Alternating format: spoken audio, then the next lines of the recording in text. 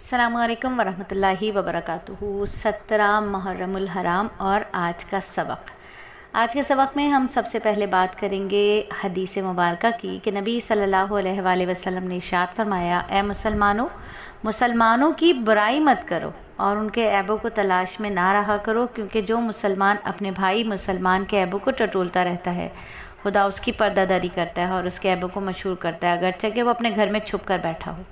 यानी किसी की पर्दादारी नहीं करनी चाहिए, किसी के ऐब को दूसरों को नहीं बताना चाहिए। जो हम बीचम बीच बैठ के लोगों की बुराइयां कर रहे होते हैं, लोगों की बुरी बात को आगे पहुंचा रहे होते हैं, तो ये इस तरह है कि अगर अल्लाह रब्बुल इज़्ज़त ने हमें अपने रहम के पर्दों में छुपा रखा है, वरना हमें बहुत ज़्यादा ऐब है, अल्लाह ने हमारे ऐबों को पर्दा डाल रखा है। तो अगर हमने इतनी किसी की पर्दादारी की तो अल्लाह ताला कादिर हैं कि वो घर बैठे हमारी पर्दादारी ना कर दें, अल्लाह ना करे। और आज का अदब ये कि मस्जिद में थूकना नहीं चाहिए।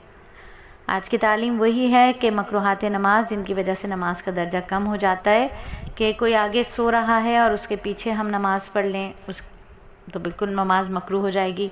पेशानी से मिट्टी को बार बार साफ़ करें। कोई एक ही सूरत है जो मुकर्रर कर लेते हैं, बस उसी सूरत को पढ़ के नमाज़ पढ़ रहे हैं, कोई दूसरी सूरत ही नहीं पढ़ रहे, तो इससे भी नमाज मकरूहात हो जाते हैं। फिर चोरी के कपड़े पहनकर नमाज़ पढ़ना, किसी शख्स का नमाज़ पढ़ने वाले की तरफ मुँह करके बैठना और मुसल्ले का ऐसी सूरत में नमाज़ पढ़ना, यानी ऐसी सूरत में कि कोई मुँह के आगे बैठा हुआ है और हम वहाँ नमाज़ पढ़ लें, तो उससे भी हमारी नमाज जो है वो मकरूह हो जाती है। और एक वाक़या सुनाएंगे आपको कि एक जुमले पर हज्जाज बिन यूसुफ की मग़फ़िरत की उम्मीद। हज्जाज बिन यूसुफ अपने वक्त का बहुत ज़ालिम गुज़रा है, जिसने बहुत सारे उलमा को कत्ल किया, लेकिन हज़रत ख्वाजा हसन बसरी रहमतुल्लाह अलैह फरमाया करते थे कि अगर सारी उम्मतें अपने अपने मुनाफिकों को क़यामत के दिन लेकर आएँ और हम अपने एक मुनाफिक हज्जाज बिन यूसुफ सक़फ़ी को पेश करें तो हमारा पलड़ा भारी रहेगा। हज्जाज बिन यूसुफ जब कैंसर की ख़बीस बीमारी में मरने लगा तो उसकी ज़ुबान पर यह दुआ जारी हो गई और ये दुआ मांगते मांगते उसका इंतकाल हो गया, उसका दम निकल गया। और दुआ थी, ए अल्लाह, तेरे बंदे बंदियाँ मेरे बारे में कहते हैं तू मुझे माफ़ नहीं करेगा, मगर मुझे तुझसे उम्मीद है कि तू मुझे माफ़ फरमा देगा, मुझे माफ़ फरमा दे। खलीफा आदिल हज़रत उमर बिन अब्दुल अज़ीज़ रहमतुल्लाह अलैह, अल्लाह ताला को हज्जाज बिन यूसुफ की ज़बान से मरते वक्त की दुआ बहुत अच्छी लगी और उनको हज्जाज की मौत पर रश्क होने लगा। जब हज़रत ख्वाजा हसन बसरी हज़रत हसन बसरी ने हसन बसरी से लोगों ने हज्जाज की इस दुआ का जिक्र किया तो आप रहमतुल्लाह अलैह ने ताज्जुब से फरमाया कि वाकई हज्जाज ने ये दुआ मांगी थी। लोगों ने कहा, जी हाँ, उसने ये दुआ मांगी थी। तो आपने फरमाया कि शायद खुदा उसको बख्श दे। तो मरते मरते अल्लाह ताला के रहम की कितनी उम्मीद है हज्जाज बिन यूसुफ को, जिसने इतने लोगों को कत्ल किया है।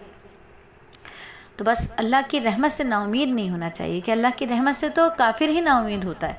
तो हमें भी हर वक्त अल्लाह के रूबरू अपने गुनाहों का एतराफ़ करते हुए, आइंदा ना करने की नियत करते हुए, अपनी ख़ताओं की, अपने गुनाहों की तौबा करते रहना चाहिए, इस यकीन के साथ कि अल्लाह रब्बुल इज़्ज़त हमारी तौबा को कबूल करेंगे और हमें आइंदा गुनाहों करने से बचा लेंगे। और आज की मालूमात आपको बताएं कि सबसे पहले सरकारी हस्पताल वलीद बिन अब्दुल मलिक ने कायम किया था। और आज का सबक कि दिल जो है, दिल अल्लाह ताला की बहुत बड़ी नेमत है। दिल अल्लाह ताला की बहुत बड़ी नेमत है और इस पर इंसान की ज़िंदगी का दारो मदार है। इंसान को एक मुट्ठी के बराबर गोश्त पोश की बनी हुई ये मशीन हर वक्त काम करती है और हर लम्हे काम में मसरूफ़ रहती है। एक लम्हा अगर ये मशीन काम करना छोड़ देना तो क्या होगा कि इंसान ख़त्म हो जाएगा। अगर एक लम्हे के लिए भी ये मशीन काम करना छोड़ दे। छोटी सी मशीन है। इंसान का दिल औसतन हर रोज़ तकरीबन 1 मिनट में 72 मरतबा धड़कता है, 1 घंटे में 4324 मरतबा और एक दिन में 1,03,680 मरतबा और एक साल में 3,78,43,43,200 मरतबा ये दिल धड़कता है।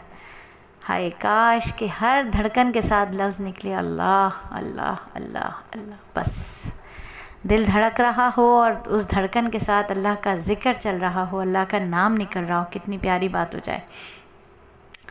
तो अल्लाह ताला ने ये जो मशीन बनाई है ये लोहे की नहीं है, नर्म नाजुक गोश्त की है, सालों साल गुजर गए, बग़ैर वक्फे के चल रही है। कितना बड़ा कुदरत का करिश्मा है। ज़िंदगी के 55 साल 56 साल तो हमने भी बहारें देख ली ज़िंदगी की, और ये मशीन चलती चली जा रही है, चलती चली जा रही है बग़ैर किसी वक्फे के।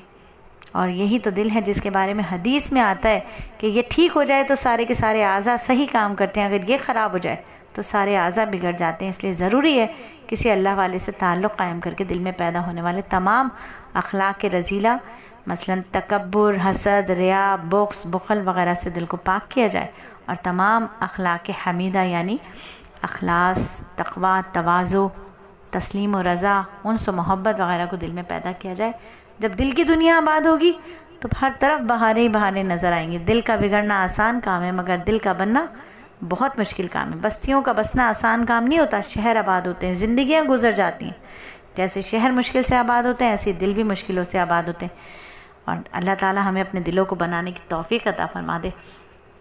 और दुआ करते हैं कि अल्लाह रब्बुल इज़्ज़त हमारे दिल से दुनिया को निकाल दे और दुनिया से हमारे दिलों को निकाल दे, और हमारे दिल में अल्लाह की तजल्ली हो, अल्लाह का ठिकाना हो। आमीन सुम्मा आमीन। बहुत ही प्यारा सबक 17 मुहर्रम का। अल्लाह रब्बुल इज़्ज़त इस सबक को कहने सुनने से ज़्यादा, पढ़ने पढ़ाने से ज़्यादा अमल करने की तौफीक वाला बना दे, और अमल हमारा इखलास वाला बन जाए। आमीन सुम्मा आमीन।